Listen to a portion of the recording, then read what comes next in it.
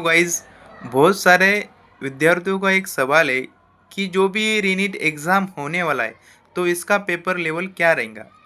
तो पहली बात दिमाग में ये माइंडसेट बना लो कि कोई भी कंडक्टिंग बॉडी रहे, चाहे एनटीए है या फिर अदर देन एनटीए, अगर एग्ज़ाम का पेपर लीक होता है और दोबारा रीनीट एग्ज़ाम लेना पड़ता है, तो आपका पेपर का लेवल मॉडरेट टू टफ रहेगा ही। 90% चांसेस यही है। वो तो पेपर आने के बाद ही पता चलेगा लेवल क्या है। लेकिन अभी तक पास्ट रिकॉर्ड के हिसाब के जरिए से ये है कि पेपर टफ बनेगा। दूसरी बात, पेपर टफ बने या आसान बने, इससे ज़्यादा इम्पोर्टेंट ये है कि अगर आपको एक एग्ज़ाम्पल के ज़रिए से मैं समझाना चाहता हूँ। अगर आप बीएमएस कोर्स की बात करो, 2025 के अंदर एग्ज़ाम टफ था। इसी वजह से बीएमएस के अंदर 280 तक महाराष्ट्र के अंदर गवर्नमेंट राउंड के ज़रिए से सिलेक्शन हुआ है बीएमएस के अंदर। लेकिन अभी जो भी एग्ज़ाम कैंसिल हुआ है जो नीट, वो पेपर आसान था। इस वजह से उसके अंदर कोई भी कैंडिडेट को अगर बीएमएस में एडमिशन लेना रहा होता, तो 350 से लेके तो 360 के बीच उसको स्कोर चाहिए था। लेकिन अभी तो एग्ज़ाम कैंसिल हुआ है। अभी जो भी एग्ज़ाम होने वाला है नेक्स्ट रीनीट वाला, उसका पेपर के लेवल के हिसाब से पता चलेगा आपको कि कितना स्कोर लगेगा।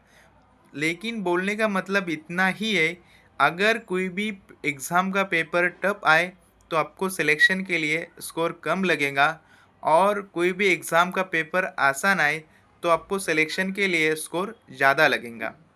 तो दूसरा सवाल ये है स्टूडेंट का कि जो भी रीनीट एग्ज़ाम होगा वो कब होगा।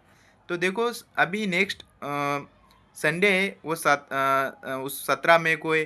तो 17 मई को जे एडवांस है, वहाँ तो पॉसिबल नहीं। उसका नेक्स्ट संडे लेंगे आप 24 मई, उसको आईआईटी नाम का एक एग्ज़ाम है।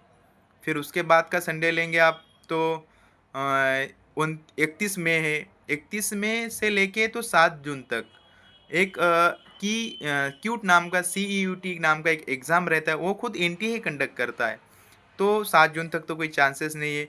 तो 14 जून और 21 जून, ये सबसे ज़्यादा हाईलाइटेड चांसेस है कि भाई ये दोनों डेट के अंदर आपका एग्ज़ाम हो सकता। क्योंकि उसके बाद का अगर संडे लेंगे आप 28 जून को, तो 28 जून को यूजीसी नेट बोल के एक एग्ज़ाम है, तो वो होने वाला है। तो चांसेस 14 जून और 21 जून के हैं। मतलब आज से आपके पास एक महीना है। दूसरी बात कि तीसरा क्वेश्चन ये है स्टूडेंट का कि जो भी एनटीए रिफंड कर रहा है पैसा, तो वो किस अकाउंट में आएगा। आपने जिस अकाउंट से पैसा पे किया है उसी अकाउंट में आएगा। चाहे आप आपके फ्रेंड के अकाउंट से पैसा पे किए या फिर साइबर वाले से।